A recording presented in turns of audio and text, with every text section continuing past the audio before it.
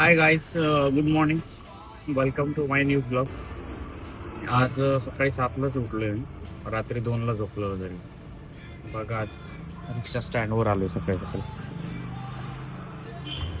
गाडी पण खूप घाण झालेली म्हणून डायरेक्ट सर्व्हिस सेंटरला गेलो. कारण गाडीची अवस्था खरंच खूप खराब झालेली.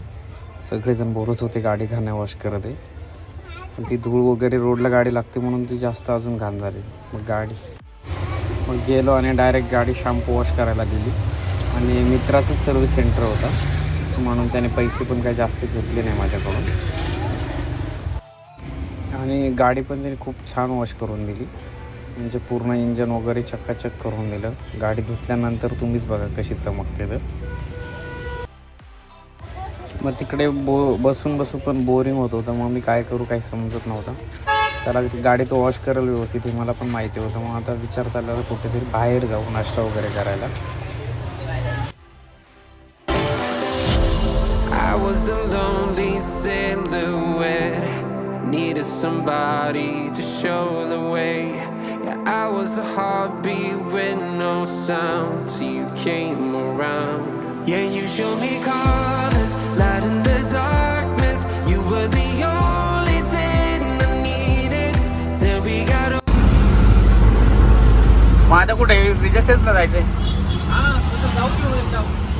कुठला मोबाईल बघायचा? तोच का? Oppo 31 pro.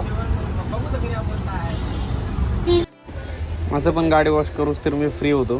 तेवढ्यात एक स्टँडवरचे मित्र आले, त्यांना मोबाईल घ्यायचा होता तर ते मला घेऊन गेले.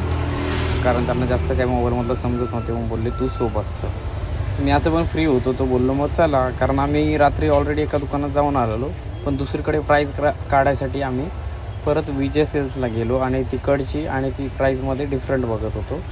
मग तिकडे गेल्यावर मोबाईल वगैरे बघितले आम्ही. ओप्पो आज घेतला होता. त्यांची प्राईस वगैरे बघत होतो, टाईमपास करत होतो थोडा. मग आल्यानंतर मी लगेच स्टँडला आलो. तर स्टँडला बघतो तर खूप गर्दी होती गाड्यांची. लाईनमध्ये खूप गाड्या लागलेल्या आणि शेवटला मीच होतो. मग लक्षात आलं की गाडीचा आवाज येत होता. मग मी लगेच प्रेशरने ते ग्रीस मारतात तिकडे गेलो. कारण टायरचा आवाज येत होता त्याच्यामुळे मला ते करायलाच लागलं. मग गाडी डायरेक्ट नंबरची काढून मी ते मारायसाठी गेलो. मग आता बघा ते कसं मारतात ते मी त्याचा शूट घेतला आहे. तुमच्या पण रिक्षावाल्यांच्या कामाचा व्हिडिओ आहे. जर टायरचा आवाज येत असेल ना तर हे नक्कीच मारून द्या, आवाज बंद होईल.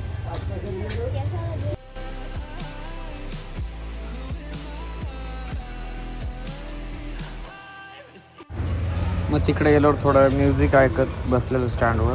भूक लागली मग परत बोललो जेवायला जातो. चायनीज खायचा मूड झाला तर मग आलो नूडल्स खायला. नूडल्स खाऊन घरी जाऊन झोपायचा प्लॅनिंग होता. मग नूडल्सची ऑर्डर येऊस तर टाईमपास व्हिडिओ शूट करत बसलेलो. मग नूडल्स खाऊन मी डायरेक्ट घरी गेलो आणि घरी जाऊन गपचूप झोपलो. सो चला बाय, भेटूया नेक्स्ट ब्लॉगमध्ये.